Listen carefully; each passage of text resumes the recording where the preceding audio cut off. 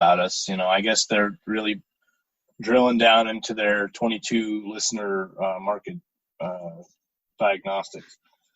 Ben's Atari Revolution. It is the United States. I'm sorry, the Western United States only Atari only store. They only sell Atari products. Okay. All kinds of them. It's almost like a museum in some aspects. But they sell it. Yeah, they say it's like a GameStop kind of for Atari only. Okay. So it's kind of like the VHS store that we. Yeah, kind of like that. Yes. You can see that we're very. We're attracting a certain demographic of. Yes. But Ben is his father left him when he was a child. Another air generation. Yeah. Ed Media. Well, but Ben's dad didn't own the store. He just left him. Okay. Around the time that Ben got his first Atari. But he actually gave him the Atari, and then he left. He said he was going out to the store to get him more Atari games, and then he never came back. Oh, shit. So that happened when he was very it was an emotional conversation trying to get that Venmo. But we got it, which is... So how long have they been in business? They have been in business for about 20 years. Okay. So they opened in the year 2000. Yes, a very symbolic year for the country. There was a lot of Y2K before that. Mm-hmm. But I think people were looking for, some simpler video games. So I think there was a real, but here's the thing. They also, they sell the regular, the first Atari, the 2600. They sell its successor, the 5600. They sell the Atari Jaguar from 1999, the CD, which actually had an Alien and Predator. Alien versus Predator. Yes. Yeah, I was going to bring that up. Do they have that in stock? They have 53 copies. Do they have a Jaguar I could buy? They have 3. Okay. That's the most high ticket item, he said, because, so few. Our friend Walter actually had one. I'm not sure if he ever. Did he really? He did have one. And he had that Alien vs. Predator game. It was fucking awesome. It looked awesome whenever I used to go into Babbage's, the software store, and look at the back of the box. I was like, these screenshots look like the shit. But I'm fairly certain that the Atari Jaguar, they were like, it's here, baby, it's 64-bit. And then they were like, we got 5 games, and we're out of here. And that was like, there weren't that many games for it. So, even if you still have one, you play in the same fucking 8 games over and over again. Kind of like the Dreamcast. Yeah, but the thing was, the Dreamcast, and I think to some extent the Jaguar, were actually really, innovative systems for their times. But they just didn't catch on, and people were like, nah, we're good. I think the Dreamcast, what was the Sega Saturn was the one before that, right? Yes. That one also kind of was lost in the shuffle. Both of those systems were because I think the Saturn came out when the PlayStation came out, right? And the PlayStation was $100 less. Right. And so, it had more third-party support. So it, and that was when I was really getting into video games, and thank God for our friend Walter, because he was also into video games. So between the two of us, we had all these video games. I had a Genesis, he had a Super Nintendo. Eventually I had a Super Nintendo too. Not to flex on our listeners or anything like that. But we were multi-system. I was a multi-system 16-bit household. But anyway, so the Jaguar 5600, and he also he has most of the 600,000 ET games that Atari dumped in the desert. Yeah, he went and got them, and they're priced to move. Let's be honest. He's got a lot of them. Do they still work? Can he verify? Yeah, he can obviously verify, but he doesn't. You get 5 of them for $1. Okay. So that's a special. You get 5 of them for $1. And then, you hope to God that at least one of them works. And in most cases, it is. And that's why it's like that. In most cases, it is. But it's a lot of merchandise. You got to sell it. You got to move it. I can't blame the guy. Yeah, no. You know, Atari's actually working on a new system right now, I think. I'm sure. I have not, but I bet Ben will be so excited. Oh, he also. Real quick. Oh, yeah, go ahead. Let me finish the ad, and then we can look up this Atari product. Okay. He also sells meth. Okay. So if you're looking for Ataris or meth in the Western United States, give our friend Ben a call. Ben's AtariRevolution.com. Check it out. So, Ben, I'm sure you're listening to see how the ad went, and it looks Aces, by the way. Gangbusters. You will never get a better ad read in your life. All of that was scripted. For the $4, baby. Home. Yeah, $4. Yeah, Atari. The Atari VCS is an upcoming home video game console produced by Atari SA. I bet you Ben's store out in Utah had a something to do with that. It must. You should look up, everybody at home, the picture of the Atari VCS. It's got like wood paneling on the front. It's very purposefully leaning into that 80s aesthetic. So everybody go check that out. It looks fun.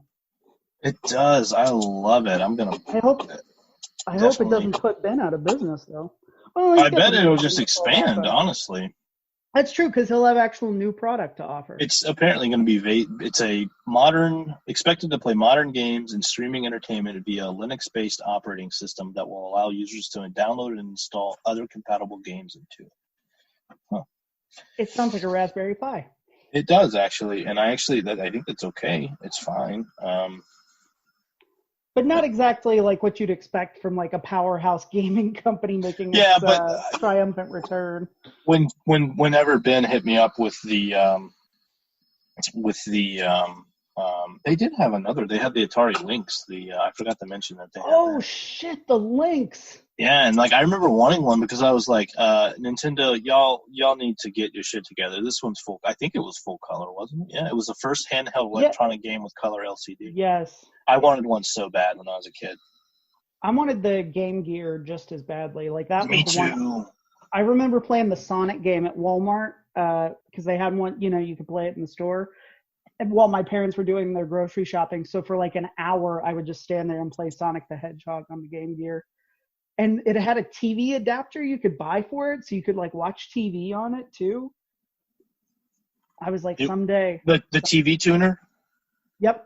Yeah, man. My cousins had the Game Gear, and like they were just, since they had it, they were like, yeah, you can play it. We don't give a fuck. Like we play it all the time. So I'd be like, anytime I'd go there, and these kids were like they were like 4 or 5 years younger than me, so I didn't really have a lot in common with them. So I'd be like, cool, man, y'all go play your kitchen or whatever, and I'm gonna play Sonic. I'm gonna play Sonic for 20 minutes until the batteries run out because it drained batteries. I had a buddy who said that you got about 4 hours battery life from a fresh set of Duracells, and that was like 4 Duracell AA's, I think. That is ridiculous. They were, no, I think it was like, actually, I don't know. We can look it up, but I don't want to look it up. Yeah, it was good. Those were fun systems. Those were fun times, at least to be growing up in, because it was exciting, right? Like there are all these new video game systems coming out, and obviously they didn't, to kind of piggyback on those like Saturn and like other conversations. Right. It was kind of like when like what am I trying to think of here? Technology brands now, like Apple, Samsung, Google, Amazon. Like it felt like these people like battling it out, and like it was exciting. At least as a child. Yeah. Well, it was interesting because we got to see. We weren't there for the very beginning of the video game revolution because we were too young. We weren't really there for started with the Atari. Yeah, or the Intel. My parents had an Intellivision. My dad had one too, and you know what? I played the shit out of it. I loved it. It was ridiculous. With that little knob on the controller and everything, and the number pad. What the fuck was that? I don't know. I could never figure it out. And like the controllers that were like welded, like they were wired to the fucking machine. Yeah. Yeah, I wasn't a big fan. I loved it though. It was fun, but it was. I mean, I had like a Super Nintendo. You know, I could go play Mortal Kombat, but I was playing like a, 2-bit like playing game instead. Well, my parents, so I went to my cousin's house and they had a Nintendo. I'd never heard of it, seen it, anything. And my mom left me and my sister with our aunt for an afternoon, and we like, I don't know where the rest of the kids were. And she just sat me in front of the Nintendo and was like, here, entertain yourself. And like, it was like a religious experience for me playing the original Super Mario Brothers. And so I went home and I was like, I gotta have a Nintendo. I gotta have a Nintendo. And my parents were like, well, we've got this. And they dig the television out, and it was like, oh, Mom, Dad, no, this is it's like you saw the face of God, and they were like, well, we got some Pringles you can have if you want that instead. And you were like, no, I want filet mignon. Yeah, like I did end up getting it for my next birthday, but yeah, but we got to see like Nintendo go from being like the only video game system to the Sega Genesis upset to seeing Sega's downfall. Well, the thing is, like, Sega had their system out at the same. They had an 8-bit system out at the same time, the Master System or something like that. Right. At the same time as Nintendo, it just wasn't as well known. Like, System, right? I would see it at like Toys R Us, because Toys R Us had like the most ballin' like video game section whenever we were kids, man. It was like a tunnel like that you went. Oh, it's fucking great.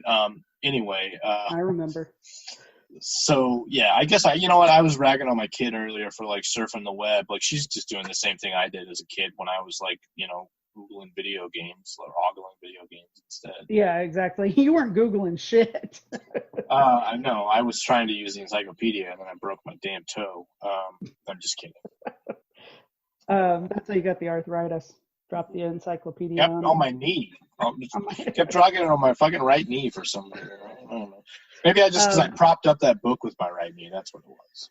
But I think, I've read entire books about this, actually. Like, Nintendo had a hard time getting into stores after Atari imploded. Like, the toy stores lost a lot of money on unsold Atari stuff. That fucking they weren't carrying video games anymore. So Nintendo, to get Toys R Us to carry them, they included that robot. Yeah. You remember the robot? Yeah. In the original set, so that it was a toy that also had a game component, and then that you could also play video games on. Yeah, only the most important part of it.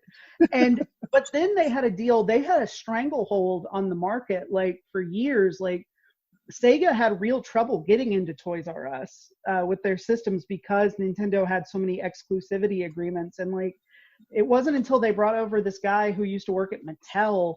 There's a really interesting book about this, if people are interested, called Console Wars, that actually goes through this whole history. And it's like sort of fascinating to watch Nintendo go from being like the only player on the field to like sort of having this upset with the Genesis, but still kind of coming out on top. But yeah. I feel like the Genesis kind of uppercutted them, and they were like, what the fuck? And then the Super Nintendo came out, and I think it was the better system overall. It was. But like, Genesis still had a lot going for it, and it was a great system too. So like, it wasn't like as dramatic as the Master System, because I played Master System games and they're all right, but like, they're not like great. Right. But Nintendo was like, NES just killed it. They crushed it at the time, and I think you're right. Like, then Sega came in and was like, we're here too, motherfuckers. Well, the thing that they did that was really smart was they gave away Sonic with the Genesis. It wasn't originally the packed-in game, and that was like the thing that Sega of Japan like had up their sleeve. They're like, we're working on this awesome game, and this guy whose name escapes me was like, we're gonna put that in the box. And they're like, are you crazy? And he's like, we're doing it. And that by the time I got my Sega, it was Sonic 2, but like, taking Sonic the pack-in game, and they did a smart thing by positioning themselves as sort of the edgier company, like how Mario was for little kids. So like, if you were cool and edgy, you wanted to be Sonic and not Mario. I had a Genesis. Me too. I worked. I wanted to be punk rock as a kid too, I guess. And that kid, the Sega kid, who was like, Sega. Yeah. I was fucked up. I'm sorry, we've gone down a rabbit hole. We can keep talking about video games if you want. I love video games. Or do you want to talk about our top 3?